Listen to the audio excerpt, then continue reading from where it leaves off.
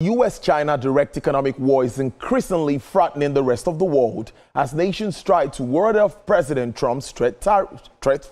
Effiong Gekop has more in this next report. Full economic war between two giant nations of the world, China and the US, has got off ground.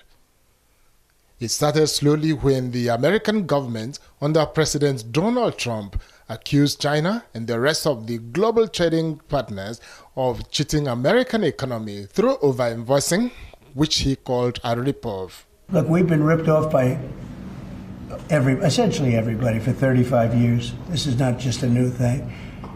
And Roger Penske just left. He's a great gentleman, great man, actually.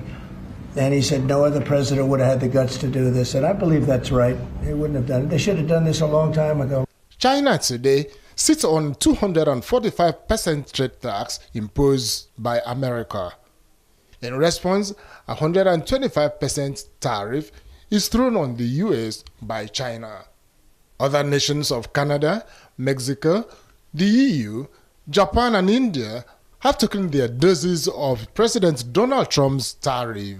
Hundreds of billions of dollars a year they're making us on trade, and it shouldn't be that way. And I have a great relationship with President Xi. I hope it's going to stay that way. I have great respect for China, but they can't do this.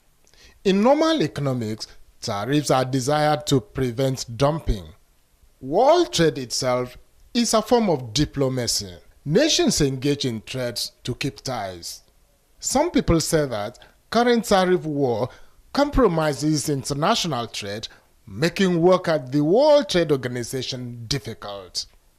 Already, tourists from Canada and EU nations have begun to boycott travels into American cities, cutting tourism bookings by nearly 50%. Chinese government has now ordered domestic airlines not to buy Boeing aircrafts or spare parts from the US, stopping delivery of over 100 planes already booked. As we notice restrictions on movements of persons and goods across nations, questions are being raised about the future of global capitalism. Effiong Gekop, TVC News, Lagos.